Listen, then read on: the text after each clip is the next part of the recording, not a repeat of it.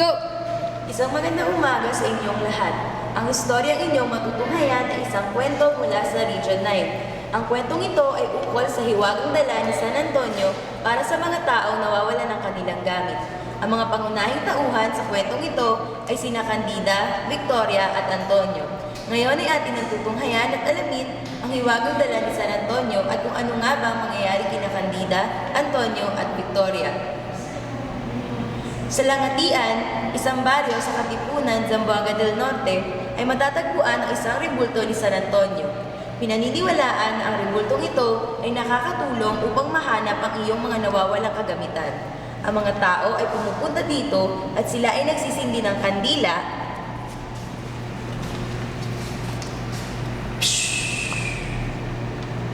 sa harap ng rebulto na ito at humihingi sila ng tulong dito upang mahanap ang mga gamit nilang nawawala. Sinasabing ang kandilang iyong itinirik ay babaluktot patungo sa lugar kung saan nandoon ang bagay na iyong hinahanap.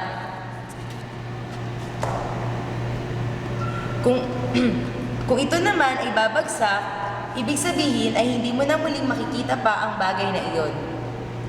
Sa lugar na iyon ay mayroong isang babae na nagngangalang Candida na walang ibang dinanas kundi ang mga pagpapahirap ng kanyang asawang si Antonio.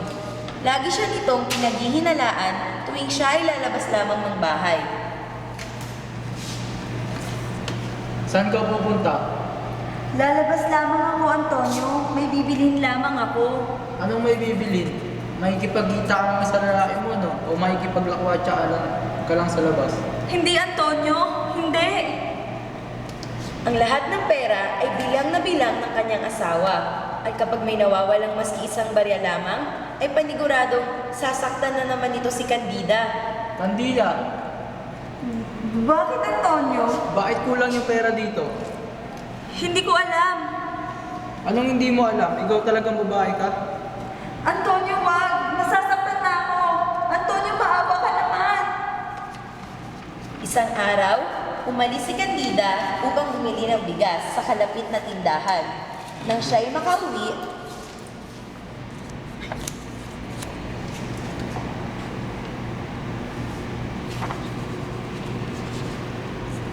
Naku!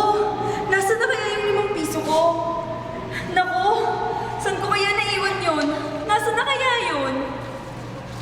at naalala niyang nalaglag niya ito kanina habang siya ay nabili sa tindahan. At natakot ito dahil alam niyang ikagagalit ito ng sobra ng kanyang asawa. Natatakot siya sa kung anong magsasabihin at gagawin ito sa kanya. Kaya't bumalik siya sa tindahan nila, Manang Terya. Manang Terya? Nakita niyo ho ba yung 5 piso ko? Naiwan ko ho kasi irito. Naku, Iha, wala akong napansing 5 piso dito. Ba't hindi mo tanungin si Victoria? Kami lamang naiwan dito kanina eh. Nakita ko na parang may pinulot ata siya sa sahig, pero hindi ko alam kung ano yun. Tanungin mo na lamang siya. Salamat po, Manang. Kung kaya't pumunta ito sa bahay ni Victoria upang tanungin.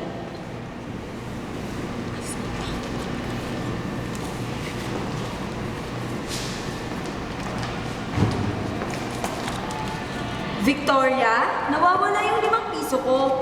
Pumunta ako kay Manang Terya para hanapin yung barya, pero wala doon. Sabi ni Manang, nakita ka daw niya na may pinulot kanina sa sahig. Baka... At anong gusto mong palabasin, ha? Na ako ang kumuha ng 5 piso mo? Na nasa akin ang 5 piso mo? Victoria, kasi kayo lang daw dalawa ni Manang Terya ang naiwan sa tindahan. At sabi niya, may kinukuha ka sa sahig. Kaya baka yung pala yung 5 piso ko. Wala sa akin ang 5 piso mo. Umalis ka na nga. Victoria, maawa ka naman sa akin. Parang awa mo na. Ibalik mo na sa akin yung 5 piso ko. Magagalit yung asawa ko. Sasaktan niya ako pag hindi ko pa nakuha yung 5 piso. Wala akong pakialam. Pwede ba? Wala akong pakialam kahit pagpupugin ka ng asawa mo. Wala na sa akin yung pera mo, kaya umalis ka na. At nabigo nga si Candida na makuha ang kanyang pera. Kaya umuwi na lamang ito ng bahay. At doon nga ay nakita niya ang kanyang asawa na galit na galit. Ba't ngayon galak? Antonio, kasi... Sagutin mo ako, ba't ngayon ka lang? Saan ka nang galing at nasaan ang pera? Kasi Antonio, nahulog ko yung pera kanina habang nasa tindahan. Tapos, binalikan ko para hanapin. Kaso wala doon. Kaya pumunta ako sa bahay ni Victoria para kunin sa kanya yung pera. Dahil sabi ni Manang Teria, baka daw na kay Victoria.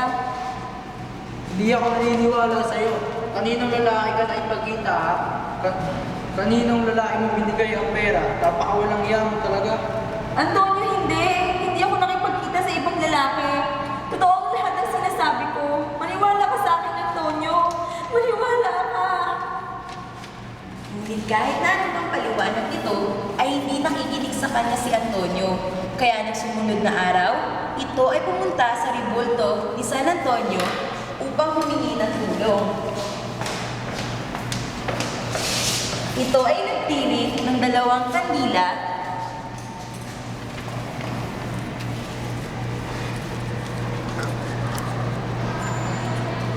at binutasan ng maliliit ang mga kandila.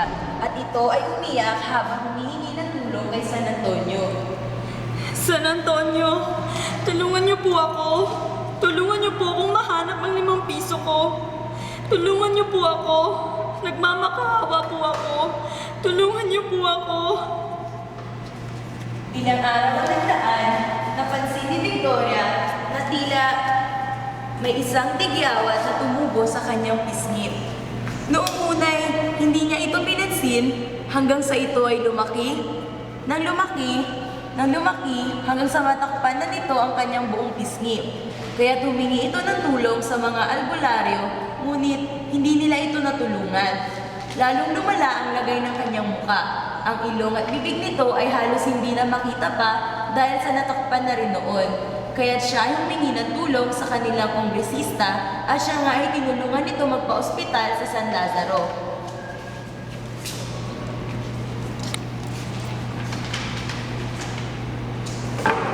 Tatapatan na kita, Iha. Ilang beses namin pinag-aralan itong sakit mong ito. Ngunit kahit na anong aral pa at pagsasaliksik ay wala talaga kaming makita o mabasa na kahit nakaso katulad ng sakit mo. Hindi naman yan leprosy dahil sa mukha mo lang naman mayroon yan. Pasensya na, Iha, pero wala talaga kaming maibibigay na scientificong explanation sa nangyari sa'yo.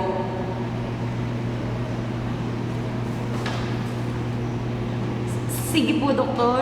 Uwi na lamang po ako. Isang buwan itong nanatili doon, ngunit wala rin naging pagbabago, kaya umuwi na lamang ito ng bahay.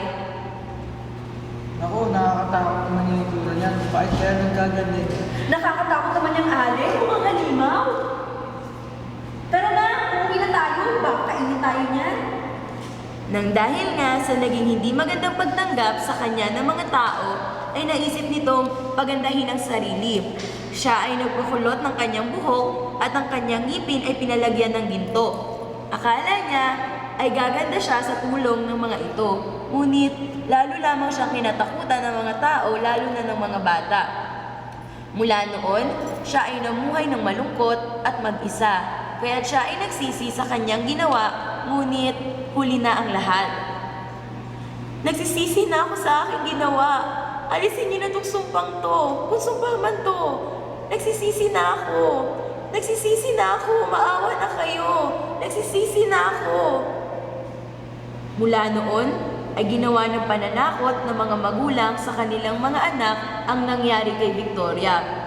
Sinasabihan nila ang kanilang mga anak na huwag maging hindi masunurin at huwag maging sinungaling kung hindi ay matutulad sila kay Victoria.